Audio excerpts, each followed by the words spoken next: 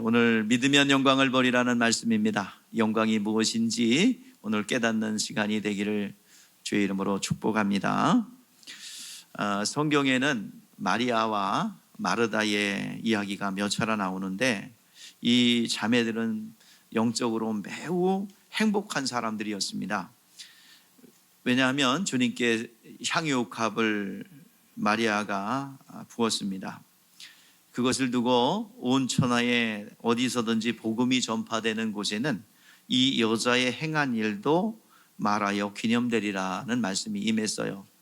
그래서 이렇게 하나님의 사랑을 받고 하나님을 사랑하고 또 이렇게 주님을 사랑하는 마음으로 나타낸 그들을 하나님께서 강대상에서 높여주시고 또 강대상에서 전파되게 함으로 하나님께 영광을 돌리는 도구로 사용해 주겠다라는 것입니다. 꼭 마리아만 이렇게 기념되어지는 것이 아니라 정말 하나님 앞에 충성되이 영광을 본 자들에게 동일한 하나님의 은혜를 베풀어 준다고 말씀하고 있습니다. 삼남매죠. 나사로, 마르다, 마리아. 삼남매가 베다니에 살았어요. 이 베다니라는 곳은요, 괴로운 자의 집, 가난한 자의 집이라는 뜻입니다. 어찌 보면은 소록도 또는 우리 군포에 있었던 나자로 마을, 또 옛날에 강서 지역에 있었던 이렇게 폐병 환자들을 이렇게 모아놓는 곳, 그런 곳이라고 생각하면 됩니다. 베다니, 괴로운 자의 집입니다. 그곳 베다니는 가난하고 병든 사람들이 주로 모여 사는 곳입니다. 여러분, 우리가 교회가 자리 잡은 이곳도 베다니와 같은 곳이었어요.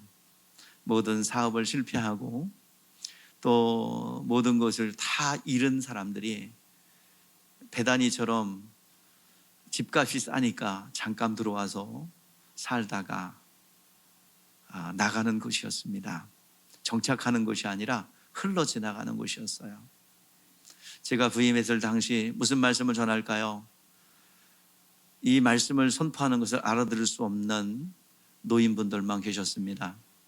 사람을 두고 설교할 것인가, 아니면 영적 세력을 향하여 선포할 것인가? 영적 세력을 향하여 선포했습니다. 내가 무슨 소리 하는지 소리만 지르는 건지 노인들은 뭔지 모르지만 아멘을 했어요. 그때 첫 번째 설교가 동편에 흐르는 물이었습니다. 그때 당시는 반주도 없었고 무반주에 오줌 싸게 똥 싸게 할머니들만 모여있는 곳이었습니다. 그때 선포했습니다. 이곳은 중심이 됩니다. 왜냐하면 갈릴리에 보잘것없는 변방이 세계의 영적 중심회가 된 것처럼 이곳은 중심이 될 겁니다. 선포한 대로 이곳은 중심이 돼가고 있습니다. 밥 먹으러 멀리 나갈 필요도 없어요. 이제 앞에 가면 맛있는 먹거리의 문화들이 이곳에 있습니다. 하나님 선포한 대로 이루어 주실 줄 믿습니다. 앞으로도 더 큰 은혜가 이 가운데 임하게 될 줄 믿습니다. 이곳은 송황당이 있는 곳이요, 뱀골이요, 하나님의 놀라운 역사를 나타낼 장소입니다. 세계 열방을 향하여 나가는 터전이 될 줄 믿습니다. 또 지금의 이 선포가 또 다른 역사를 나타내게 될 줄 압니다. 오늘 이렇게 다음 세대들은 지금 강대상에서 선포한 모든 것을 보게 될 것이고 또 여러 세대를 통해서 예수님 오시는 그날까지 그 일들이 진행될 줄 믿습니다.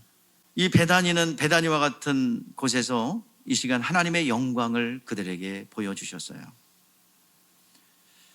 개인적으로 친분이 가장 성경 전체에서 하나님의 친밀, 그러면 이 마르다와 마리아 그리고 이 나사로의 가정이 가장 친밀했어요. 주님이 개인적으로 친밀한 것은 이 가정입니다. 예수님께서 늘 나사로의 집에 들으시면 그들이 먹을 것을 준비했습니다. 또 그래서 대접해 드렸어요. 말씀을 듣기도 하고 또 은혜를 받기도 했어요.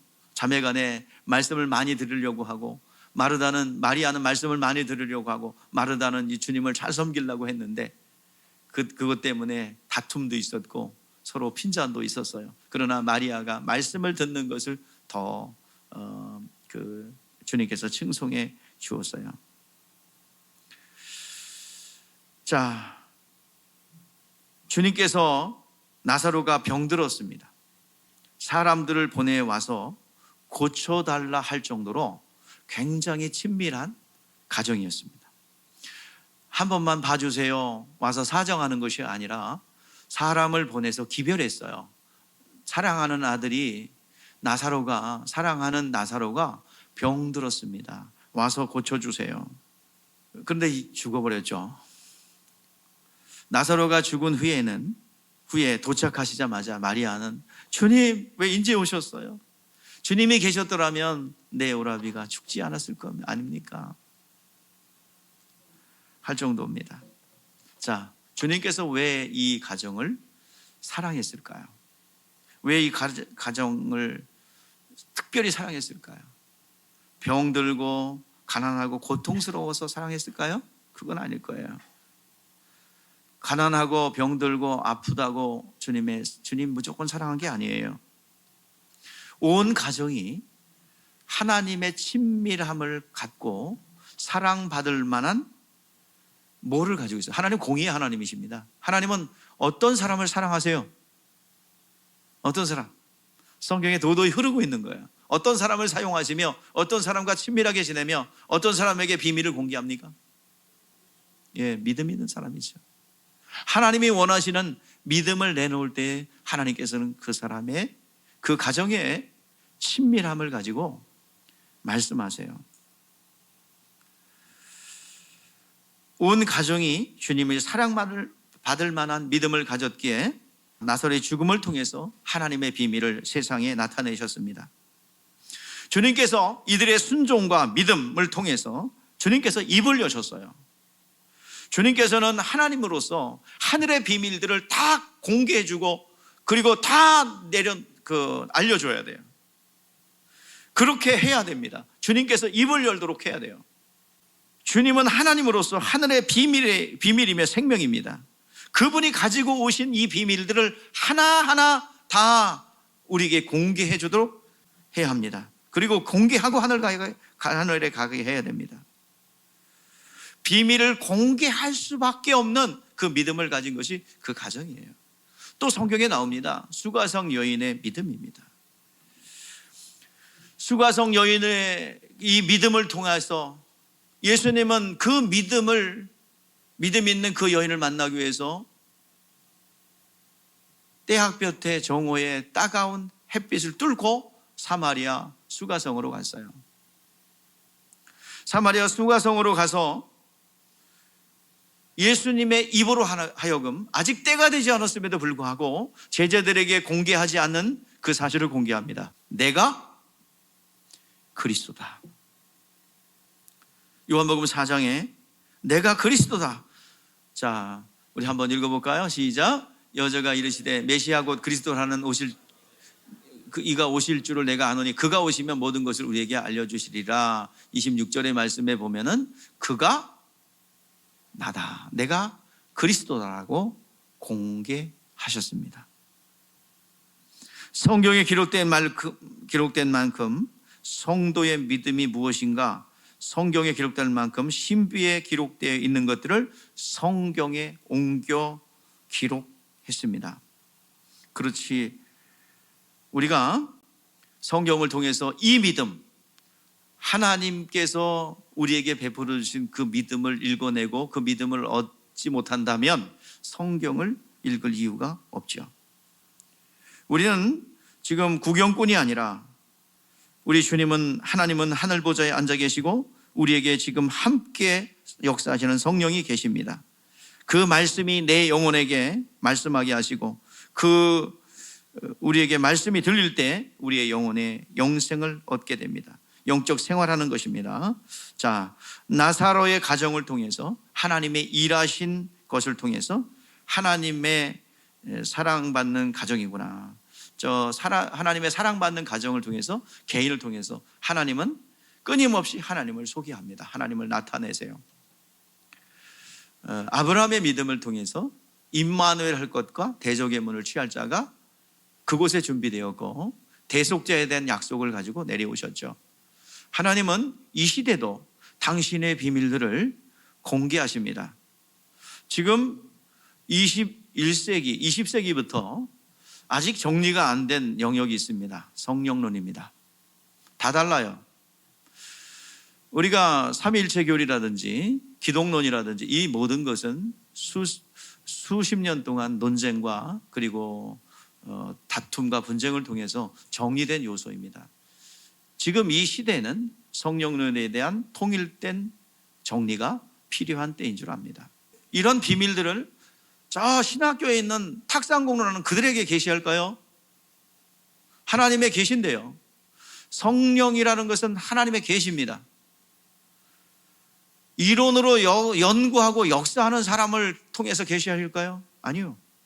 그렇게 생각하지 않습니다. 현장에서 영적 전투를 하며 한 영혼을 가지고 씨름하는, 그리고 성령이 어떤 분이신가 고민하는 그 목회자를 통해서 계시하시고 그 계시하신 말씀이 검증이 되어 부흥이 일어나고 또 그것을 통해서 수많은 영혼들이 세움을 받고, 그래서 그 신학교에서 그 현상을 보고 신학적 연구를 통해서 정리가 돼야 됩니다. 이게 올바른 거예요. 영적 세계는 단 1% 모르고 성경도 제대로 모르는 신학자들이 정리를 한 걸 가지고 교과서 삼아서 교회에서 적용한다고 하니 교회는 엉망진창이 되죠. 다시 한번 신학함의 올바름, 어떤 현상이 일어났다, 이것을 우리가 정리를 해서 해야 되는데 21세기의 화두, 21세기에 정리될 것은 성령론입니다. 주님을 사랑하는 사람들, 주님의 사랑받는 사람들을 통해서 하나님은 당신을 나타낼 줄 믿습니다. 당신의 비밀들을 공개할 줄 믿습니다. 마리아가 그 가정이 왜 또 이렇게 사랑을 받았습니까? 마리아는 신앙을 그대로 가지고 있잖아. 마음으로만 가지고 있지 않아요. 뭐 음식만 해주는 것으로 끝나지 않았어요. 문둥이 시몬의 집, 이게 이 나사로의 집이거든요. 베다니아에 있는 문둥이 시몬의 집, 요한복음 12장에 나오는 그곳에서 이제 사람들이 모였습니다. 죽은 나사로가 살아난 것을 기념하기 위해서 잔치가 벌어졌어요. 그때 마리아는 300데나리온 되는 향유컵을 깨뜨려 가지고 와요. 예수의 발에 붓고 머리 털고 발을 닦고 향유 냄새가 집에 가득했다라고 말하고 있습니다. 제자들이 깜짝 놀라요. 아니, 그 귀한 것을 왜 깨서 허비하느냐? 이것을 팔아 가난한 사람들에게 나눠주면 얼마나 더 효과 있지 않느냐? 아니에요. 그 가치보다 더 가치 있는 것. 이 마리아의 입장에서는 자신의 신앙과 주님을 사랑하는 마음, 사랑을 받는 마음을 표현한 거예요. 뭘로요? 향유컵으로. 그건 낭비가 아니죠. 주님께서 진짜 낭비라고 핀잔 줬습니까? 어떻게 하셨어요? 나의 장례를 준비한다고 그랬죠. 주님께서 그 주님을 사랑하는 마음이고 더 많이 사함받은 자는 주님을 더 사랑한다고 말씀하고 있습니다. 마음으로 하나님을 사랑하는 것을 표현할 정도로 하나님을 사랑하는, 주님을 사랑하는 자였고 사랑받는 자였습니다. 자, 오늘 3절 4절 보세요. 자, 우리 같이 읽어봅시다. 시작. 이에 그의 누이들이 예수께 사람을 보내어 이르되 주여 보시옵소서, 사랑하시는 자가 병들었나이다 하니 예수께서 들으시고 이르시되 이 병은 죽을 병이 아니라 하나님의 영광을 위함이요 하나님의 아들이 이로 말미암아 영광을 받게 하려 함이라 하시더라. 죽을 병이 아니라 하나님께 영광을 돌리기 위함이다 라고 그랬어요. 하나님의 아들이 이로 말미암아 영광을 받게 하심이라고 했습니다. 하나님의 영광을 위함이라. 이 나사로가 병든 것이 하나님의 영광을 위함이래요. 이 말씀을 가지고요 굉장히 기독교의 성도들이 오해를 합니다. 되게 어려워도 친척들에게 얘기를 못해요. 왜? 내 예수 믿는 사람인데 이거 얘기하면 하나님의 영광을 가리지 않느냐? 영광에 대해서 오해하고 있는 거예요. 또 가정에 여러 가지 문제가 있는데 이게 밖에 새나가지 않게 해야 된대요. 왜 그러냐 그랬더니 예수 믿는 사람인데 이게 밖으로 이 안 좋은 모습들이 새나가면 하나님의 영광을 가리지 않겠느냐. 진짜 영광을 가리기 때문에 그런지 아니면 창피해서 그런지 모르겠는데 영광에 대해서 오해를 하고 있더라 이 말이에요. 한국 기독교에 덮고 있는 영광에 대한 오해입니다.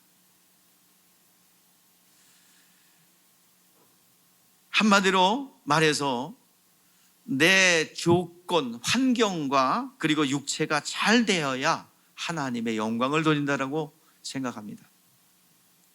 영광을 오해하고 있기 때문에 그렇습니다. 영광이 뭔지 모르고 그냥 막 사용하는 거예요. 영광이 무엇인지 오늘 좀 이해를 하세요. 영광이 무엇인지, 또 쉬운 것 같으면서도 참 어려운 말입니다. 사전적 의미는 영광에는 거룩한 빛이에요. 하나님의 빛이에요. 그게 기본적인 단어적인 의미의 영광입니다. 요한복음의 9장에 보면 제자들이 날 때부터 소경된 자를 향하여 물었습니다. 이스라엘 백성들은 죄가 있으면 그것은 병이요, 병이 있으면 죄라고 생각했어요. 그렇기 때문에 날 때부터 소경된 자는 누구의 죄 때문인가 의심이 됐어요. 의문이 생겼어요. 자기의 죄입니까? 부모의 죄입니까? 라는 질문을 하는 거예요. 그때 우리 예수님께서 뭐라고 하셨어요? 부모의 죄도 아니고 자기의 죄도 아니고 하나님의 일을 나타내고자 함이라 그랬어요. 하나님이 하시는 일을 나타내고자 함이라. 하나님의 일을 나타내고자 함과 오늘 본문에서 영광을 나타내려 함이라 하는 말은 같은 말입니다. 영광을 위함이란 뜻이 무엇일까요? 자, 먼저 14절 15절 말씀에 보니까, 자, 보세요. 영광이 무엇인지 시작. 이에 예수께서 밝히 이르시되 나사로가 죽었느니라.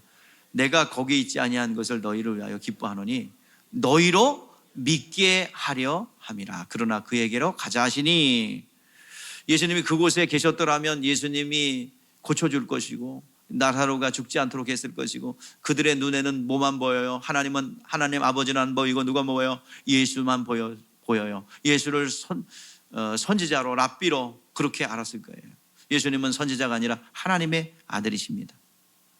그것은 너희로 믿게 하려 하심이라 라고 오늘 본문에서 말씀하고 있는 것입니다. 요한복음 11장 40절 말씀해 보니까 무덤에서 무덤을 열으라 했어요. 죽어서 나흘이 되어 썩어서 냄새가 납니다 라고 하니까 예수께서 내가 믿으면 영광을 보리라 그랬어요. 하나님의 영광이 무엇이며 영광을 보는 것이 무엇인가 하는 것입니다. 성경이 말하는 영광을 보리라, 영광을 위해서라는 것이 무엇일까요? 자, 하나님의 영광 우리는 볼 수 없어요. 그러나 그 영광을 가지고 오신 분이 누구예요? 예수님이십니다. 요한복음 1장 14절 말씀에 보면 말씀이 로고스였던 그분이 사람이 되어 오셨는데 우리 가운데 거하심이, 우리가 그 영광을 보니 독생자의 영광이요, 그 안에는 뭐가? 은혜와 진리가 충만하더라. 예수 그리스도는 하나님의 영광을 이 땅에 보여주고 나타내기 위해서 오셨어요. 그래서 영광을 본다는 것은 예수를 믿어야 영광을 보는 거예요. 근데 예수는 하나님의 영광이에요. 근데 믿음도 내가 믿고 싶다고 믿습니다 막 소리 진다고 믿어져요? 믿습니다. 내가 믿어. 뭐가 믿어요? 믿음은 내가 동의한다고 믿는 게 아니에요. 하나님이 믿게 해줘야 합니다. 하나님의 계시로 열어줘야 합니다. 절대로 하나님의 존재는 믿을 수 있어도 예수가 하나님 되심과 예수가 그리스도 되심은 이건 계시예요. 은혜로 믿게 해주셔야 합니다. 예수가 그리스도시요 살아계신 하나님의 아들이신 이 사실은 믿음의 계시로 열어줘야 합니다. 존재는 믿을 수 있어요. 자연 만물을 통해서, 또 세균의 현미경의 세균의 움직임을 통해서 이거는 뭔가가, 창조주가 움직이고 있다. 이 존재, 이것은 구원과 상관이 없어요. 하나님의 영광을 보며 하나님의 뜻을, 그리고 하나님의 의도를 아는 길은 오직 예수 그리스도를 통해서 알게 됩니다. 누가 믿게 해주십니까? 하나님 아버지가 내가 죄인인 것을 인정하고 내 영의 사정을 솔직하게 고백하고 살고자 하는 사람들에게 하나님께서는 전도자를 보내든지 어떤 식으로든지 하나님을 만나게 하십니다. 그래서 예수 따로 말씀 따로가 아니라 예수를 믿는 자는 그 하신 말씀을 믿어요. 예수가 누구신가 하는 것입니다. 예수는 누구십니까? 예? 예수 누구세요? 하나님이 보내신 그 독생자 아들이십니다. 예수가 하나님의 아들이라는 것을 믿는 것, 그것이 영광을 믿는 거예요. 영광을 본 것입니다. 왜냐하면 예수님은 빛으로 오셨어요. 영광으로 오셨어요. 영광으로 비춰졌어요. 그런데 그 영광의 빛이 내 안에 들어오는 길은 믿음을 통해서 들어옵니다. 예수가 하나님의 아들이시요 그리스도라는 것을 믿으면 영광을 본 것이고 영광을 돌려드리는 것입니다. 예수를 믿는 것, 믿으시는 것, 그가 하나님의 아들이시고 그가 한 말이 하나님의 말씀이요라고 믿어지는 것, 이것이 영광을 본 것이고 영광을 돌리는 것입니다. 믿음은 하나님으로부터 오는 것이지 인간의 이성과 감정과 의지로 억지로 믿어지는 게 아닙니다. 그래서 내가 너희와 함께, 15절 말씀에 너희와 함께 있지 않는 것을 기뻐한다 했어요. 주님은 그 자리에 없었어요. 이미 그곳에 선포, 나사로가 병들었다고 전가를 받을 때 하나님의 영광을 나타내게 하려 함이라 하는 말씀을 선포하는 그 순간에 그것이 기도고 말씀의 선포예요. 이미 기도한 거예요. 주님의 선포한 말씀 자체가 믿음이요 기도요, 죽을 병이 아니라 하나님의 영광을 나타내려 함이라, 하나님의 일을 나타내려 함이라. 죽을 병이 아니면 그러면 산다는 게, 죽을 병은 어떤 병이에요? 죽을 병이 있고 죽지 않는 병이 있어요. 죽을 병은 뭐예요? 엘리사가 술을 다하여 죽는 거야. 술을 다해서.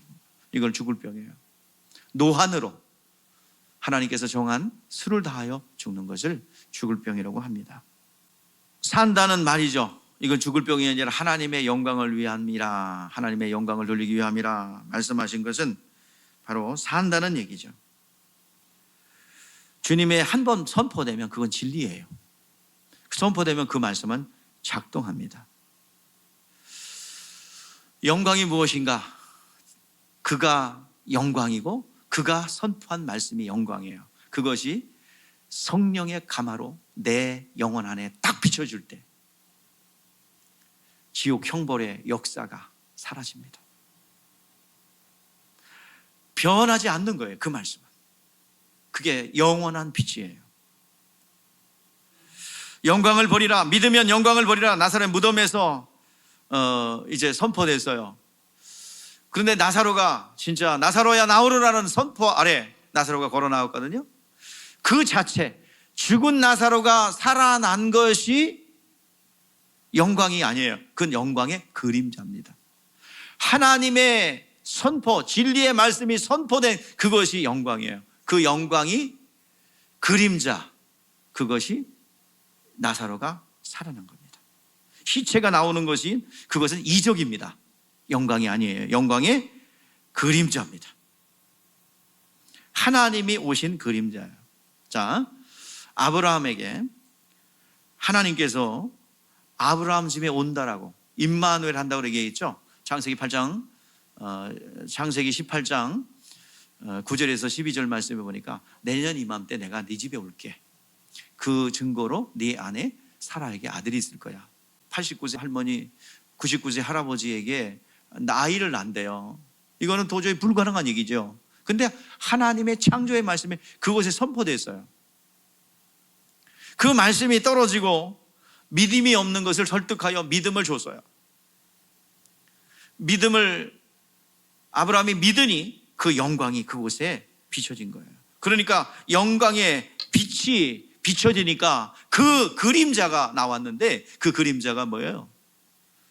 죽은 것 같은 사라의 대문이 열렸습니다. 창조의 말씀의 빛이 그곳에 비춰진 거예요. 사람은 눈으로 보이는 이적만 구하고 예수를 알려고 하지 않아요. 오늘 여러분 자꾸 그림자인 이적만 보려고 그래요. 그 결과로 나타나는 그림자만 자꾸 움직이려고 그래요. 여러분 부욕해 되기를 원하고, 질병에서 고침받기를 원하고, 지금 인간의 힘으로 할 수 없는 어떤 것을 원하기를 원하신다면 영광의 주님이 내 영혼 안에 비춰지기를 주의 이름으로 축복합니다. 예수가 누군지 알아야죠. 하나님의 계시로 하나님 예수가 누군지 알기를 원합니다. 예수님은 하나님의 아들이시여, 이 교리적으로 하는 게 아니라 경험과 체험을 통해서 내 죄가 싹 없어졌다는 사실을 경험하며, 이건 죄 사함 받았다고 우겨주는 것이 아니라 실제 내가 경험하는 거예요. 자유함을 얻는 거예요. 묶여진 모든 것을 풀어지는 거예요. 이것은 하나님이 열어주셔야 합니다. 하나님이 믿게 해주셔야 합니다. 내 영혼에 영광의 빛이 비치면 모든 게 형통해요. 끝나버려요. 모든 고민하는 모든 문제 해결됩니다. 우리 이렇게 고백합시다. 주님, 영광의 빛을 내 영혼에 비춰주세요. 예수가 하나님 되심을, 그리스도 되심, 구원자 되심을 내 영혼이 보기를 원합니다. 주여, 계시의 문을 열어주소서. 안 믿어지면 이렇게 발버둥 쳐야 합니다. 하나님께서 열어주실 줄 믿습니다. 그러면 그 영광의 그림자가 우리의 삶을 통해서 나타나게 될 줄 믿습니다. 밖으로 드러나게 될 줄 믿습니다. 그 사람의 눈으로 보이는 이적만 보려 하지 말고 나의 하나님이요, 나의 그리스도요, 하나님의 아들이시요, 이것을 소홀하게 생각합니다. 그러니까 문제가 해결 안 되는 거예요. 자꾸 그림자를 없애려고 아무리 해봐야 무슨 소용이 있겠어요? 실체를 바꾸면 되는 거예요. 실체. 우리 신앙에 성경을 주신 이유가 예수가 누구신지 그를 가까이 하고 알려고 하고 그를 보려고 하고 영광을 보는 것이에요. 영광을 보리라 한 것은 믿으면 영광을 보리라 했습니다. 마르다에게 말씀하셨을 때도 예수를 믿지 못하기 때문에 말씀을 믿지 못하는 거예요. 말씀을 믿지 않는 것은 예수를 믿지 않는 것과 같습니다. 여러분, 예수께서 선포하신 것, 이것을 그대로 믿어지면 그 영광이 내 안에 비춰집니다. 이것은 성경 안에 믿음이 어떻게 우리 안에 역사하는가를 우리에게 보여주고 있습니다. 여러분, 영광을 정리하세요. 영광이 비춰지는 건 어떻게 비춰지는 거예요? 예수가 누구신가 알아지는 겁니다. 요거는 계시예요. 교리적으로 고백할 수 있어요. 학습을 통해서. 그거는 능력이 없습니다.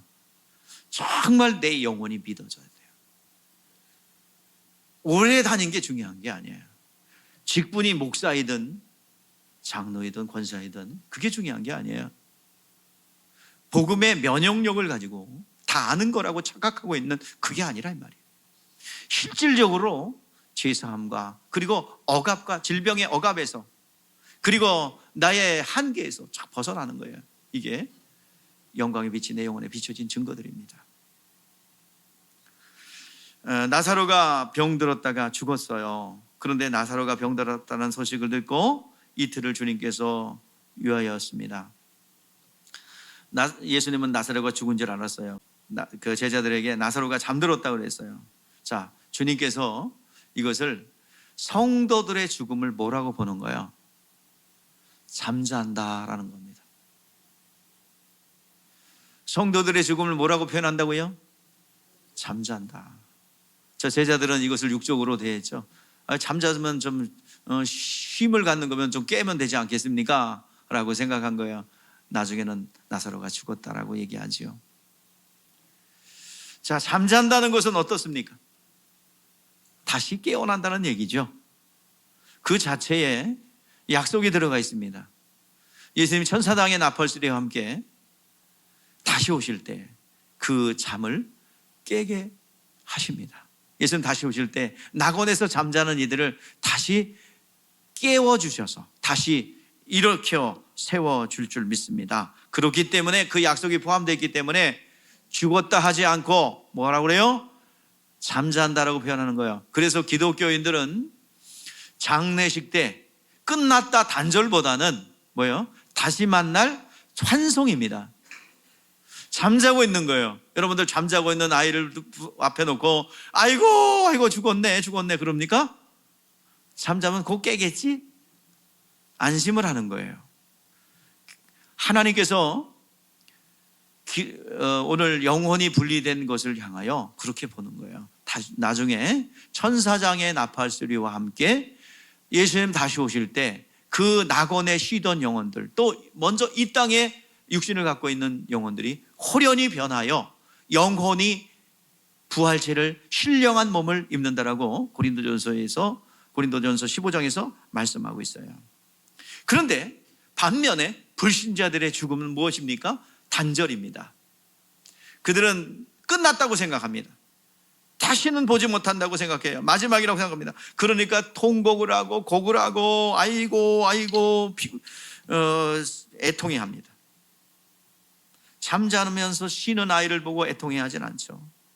그래서 환송을 하잖아요. 그래서 천국 환송식, 그리고 어느 은혜로운 장례식에 가니까 손자들이 신앙이 좋은 모양이에요. 장로님이었는데 할아버지 천국에서 다시 만나요. 천국 입소한 걸 환영합니다. 아니 무슨 장례식이 무슨 축제예요? 참 세상 사람들은 이해가 안 되겠죠. 그러나 다시 만날 그것을 확신한다면, 그 소망을 진짜 가지고 있다면 통곡하지 않습니다. 그러나 우리는 장례 예식 때 좀 애틋한 죽음들이 있어요. 좀 더 살아야 되는데 일찍 여의고 또 어린 아이들을 남겨놓고 먼저 간 그 부모들 모습 볼 때 그거는 정말 애통해 하고 정말 애처롭죠. 그런 때는 기쁨이라고 그러고 그러면 안 돼요. 그때는 정말 위로해야 되고 그렇습니다. 그런 소천도 있지만 수를 다하고 사명을 다하고 하는 것은 환송입니다. 우리가 그렇게 다시 한번 자고 있다라는 사실을 믿어야 합니다. 우리가 지금 이 나사로 가정을 통해서 이것을 공개한 거예요. 죽은 것이 아니라 잔다. 그 증거로 죽은 나사로를 살려냄으로써 이 가정 너무나 사랑받는 가정이기에 하나님께서 그 당신의 비밀들을 이곳에 공개한 겁니다. 오늘 이 시대도 계속해서 공개하세요. 하나님의 영광을 보려고 고민하고 정말 주님을 사랑하는 그런 사람들을 통해서 당신의 비밀을 공개할 줄 믿습니다. 당신의 비밀을 깨달은 사람들의 선포를 가감없이 받아들일 수 있는 것도 실력입니다. 오늘 나사로가 살아난 사건을 통해서 우리가 어떻게 기도 응답을 받을지도 한번 생각해 보고자 하는 것입니다. 영광이 무엇인지 여러분들에게 얘기했어요. 예수가 나사로가 병들었다는 소식을 들어도 곧바로 고치러 가지 않으시고 며칠 더 머무신 다음에야 머물렀어요. 이틀을 유했다고 그랬죠. 그것도 죽은 것을 아신 다음에 가셨어요. 어찌 보면 나사로와 그 누이를 사랑하셨다는 것이 무색해 보일 정도입니다. 주님이 나사로의 집에 도착한 것은 나사로가 죽은 지 나흘이 되었고 그 소식을 들은 지 6일이 지나서 썩어서 냄새가 날 정도예요. 그러니까 한마디로 배로 동여 있는데 거기에 막 물이 떨어질 정도로. 자, 예수님은 나사로가 병들었다는 소식을 접하실 때 죽을 병이 아니라고 선포하셨어요. 지금 영광의 말씀이 그곳에 딱 떨어진 겁니다. 그 말씀이 작동하는 거예요. 그러나 환경과 상관없이 하나님의 창조의 말씀은 역사하시는 거예요. 이 죽었다는 소식을 들었을 때 주님은 잠들었으니 깨우러 간다 하셨고 이미 무덤에 장사되어 썩어간다고 했을 때 믿기만 하라! 그러면 영광을 버리라. 믿기만 하라고 그랬어요. 죽었다! 그러니까 자는 거다. 예수 나사로에 관한 소식을 처음 들었을 때 주님은 처음 가졌던 생각 그대로를 간직하고 있었어요. 조금 더 흐트리지 않았습니다. 상태가 나빠졌죠. 4절 말씀 뭐라고 그래요? 자, 4절 시작. 예수께서 들으시고 이르시되 이 병은 죽을 병이 아니라 하나님의 영광을 위하며 하나님의 아들로 말미암아 영광을 받게 하려 하심이더라. 이건 뭐예요? 죽지 않는다는 얘기죠. 그런데 죽지 않는다고 그랬는데 40절에 뭐라고 그랬어요? 자, 시작. 예수께서 이르시되 내 말에 내가 믿으면 하나님의 영광을 버리라 하지 아니하였느냐. 내 말이 내가 믿으면 영광을 버리라 하지 아니했느냐. 여기서 기도 원리가 여기 있습니다. 처음 믿음을 뭐야? 끝까지 유지하는 거예요. 처음 가졌던 하나님의 약속을 끝까지 지켜나가는, 이게 믿음을 지키는 거예요. 하나님의 약속이 들어와요? 그렇다면 그거 끝까지 지켜야 됩니다. 왜냐하면 환경이 막 뺏어가요. 나의 변덕스러운 마음이 뺏어가요. 또 의심. 혹시 목사님한테 속는 게 아니요? 여러분들 신유의 현장을 보고 저도 의심이 싹 들어와요. 뭐라고요? 쟤들이 안 낳고 낳았다고 쇼하는 거 아니야? 나 위로하려고? 이런 마음이 오래 머물러 있지 않지만 쓱 들어와요. 그러니까 뭘 깨달아요? 아이고, 우리 믿을 실력과 능력이 없구나.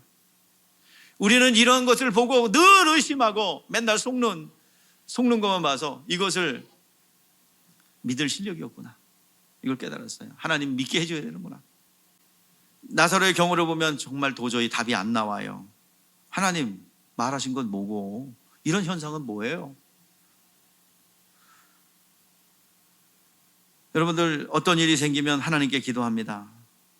어떤 거는 기도 응답이 빨리 오기도 하고, 그런데 그렇지 않은 경우 있어요. 우리가 중요한 거는 기도를 상달시키는 게 중요한 겁니다. 상황이 어떻게 전개되더라도 이 환경은 내 편이 아니라 환경은 어때요? 변화되는 거예요. 상태는 변화되는 거예요. 호전됐다가도 더 나락으로 떨어지기도 하는 거예요. 그 상황은 진리가 아니에요. 근데 그 상황을 보고 두려워하거든요. 파도는 높이일 수도 있고요, 금세 잔잔해질 수도 있는 거예요. 그 파도를 보고 망했다 죽었다 이렇게 말하는 것이 우리들의 모습입니다. 믿을 실력이 없어요. 그러나 끝까지 믿음을 유지하라고 하나님께서 말씀하는 겁니다. 나사로의 경우를 보면 병들어 죽었습니다. 아유, 왔으면 죽지 않았을 텐데 죽었어요. 이미 끝났어. 상황 끝났어. 근데 무덤에 장사되니 나흘이나 지났어요. 썩어서 냄새가 난다고 합니다. 병들었을 때 오셨더라면 죽지 않았을 것인데 자매의 말이에요. 그렇게 나을 기회를 놓쳐버린 거예요. 썩어서 냄새 난다고 했으니 자동으로 포기할 수밖에 없었습니다. 그러나 주님은 일관적이에요. 죽을 병이 아니라는 거예요. 내가 믿으면 영광을 보리라 하지 않았느냐? 일관적입니다. 환경과 관계없어요. 요거를 목회 현장에서 실천을 정말 잘하신 분이 누구예요? 사천의 영성, 4가지의 영성을 외친 여의도수 목교회 조 목사님이십니다. 사람들은 많이 이렇게 그분에 대해서 모르는데 영적으로 깊으신 분이에요. 어떤 환경도 관계없이 그 믿음을 지키는 거. 그래서 지금 가난했던 그 서교동에 가난한 사람들이 모여있는 곳이 여의도로 가서 어마어마한 거부가 되죠. 모든 성도들이 거부가 됐다는 얘기예요. 모든 성도들이. 서교동에 처음에 시작할 때 하루 종일 신방을 다녀도 식사를 대접할 그런 사람이 없어요. 그래서 맨날 냉차만 한 잔이 많아가지고 지나가면 출렁출렁 될 정도로, 그 정도로 가난한 사람들이 이 하나님의 말씀, 이것을 듣고 하나님의 영광의 빛을 보자 그들은 모든 가난을 극복할 수 있었어요. 또 그 어마어마한 교회를 이룬 것에 대해서는 우리가 존경하고 인정할 줄 알아야 합니다. 예수께서 나사렛 무덤 앞에 서기까지 6일이 지났어요. 6일이 지나기까지 아무런 조치를 하지 않았어요. 능력 받으신 주님의 손길이 그에게 닿지 않았습니다.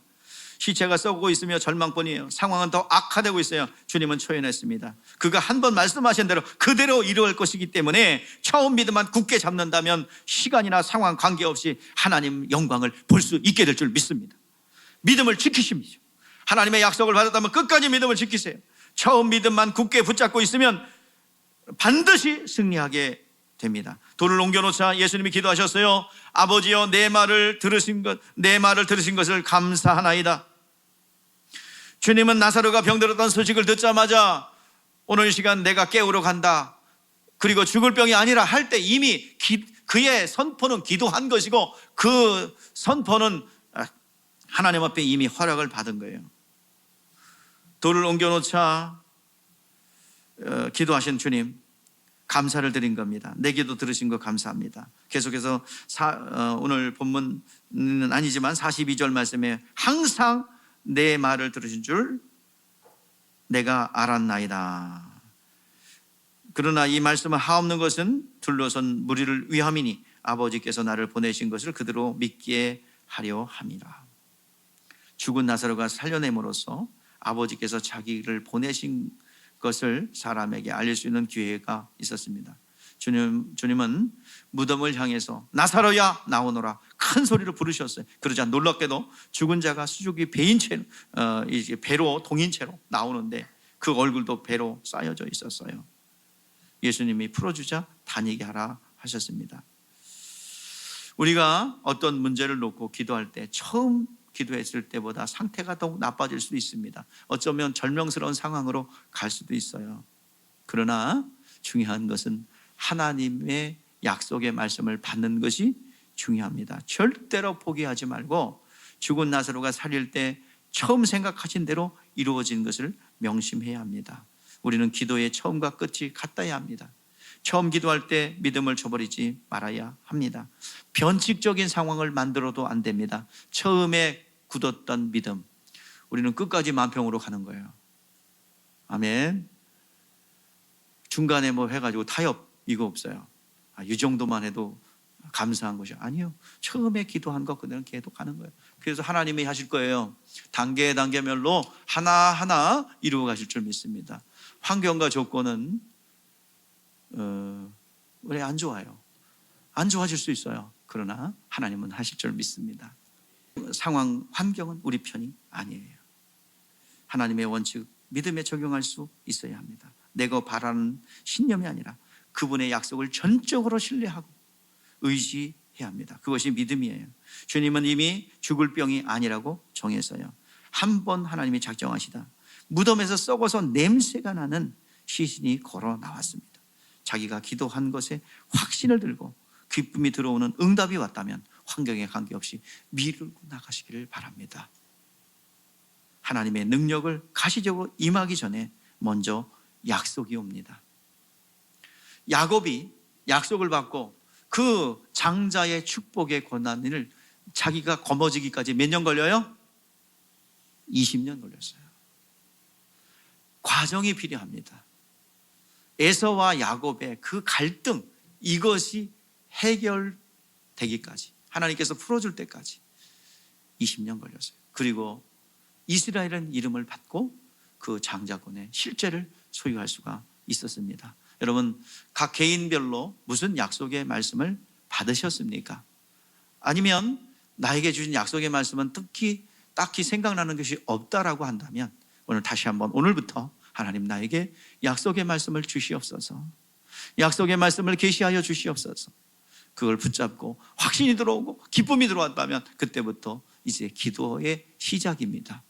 환경은 정반대로 갈 수 있어요. 나의 믿음에 관계없는 정반대의 상황으로 벌어질 수 있어요. 그러나 처음 믿음을 끝까지 유지하는 것, 이것이 우리의 신앙입니다.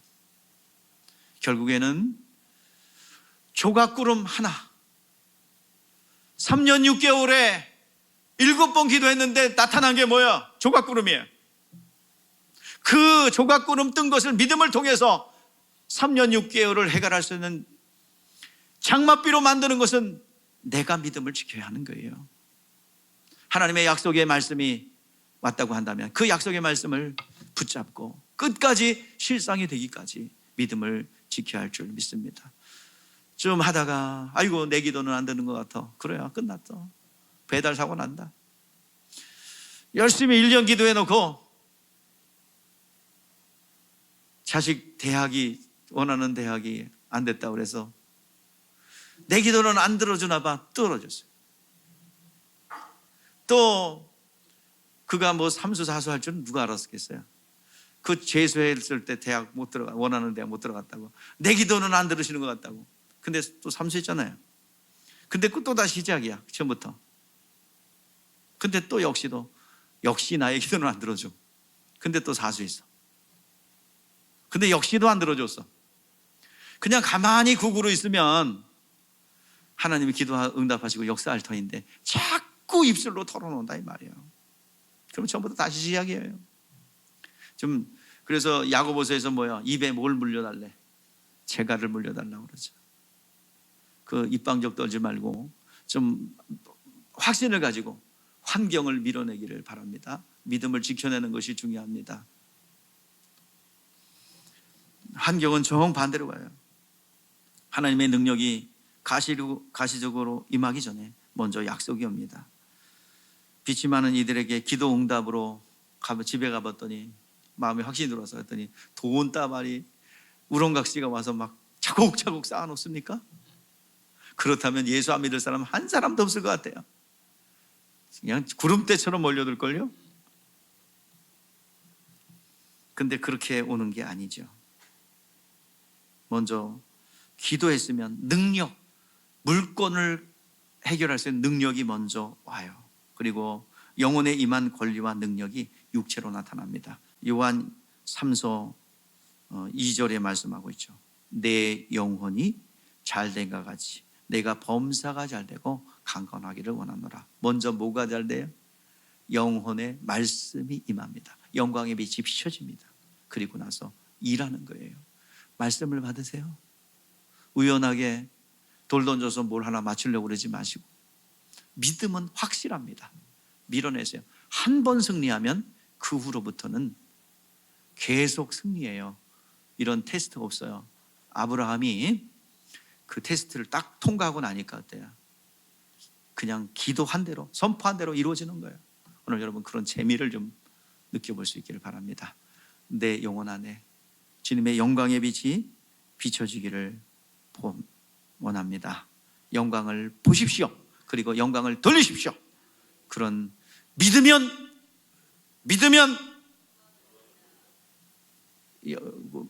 병 낫는 것은 그림자라고 그랬어요. 그림자에 집중하지 말고 예수가 누구시다?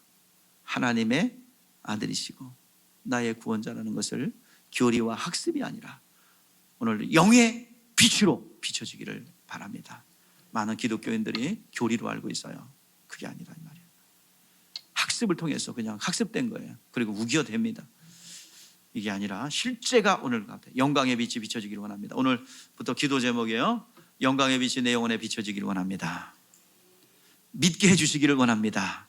하나님 계시를 열어 주시옵소서. 그 기도 제목이 되기를 바랍니다. 빛이 비춰지면 끝난다니까. 한 방에 끝나는 게 좋겠어요? 내가 열심히 일하고 열심히 해도 못 이루는 그 내 노력으로 끝내야 되겠습니까? 여러분 잘 오늘 결정하셔서 승리하는 여러분 되시기를 주의 이름으로 축복합니다.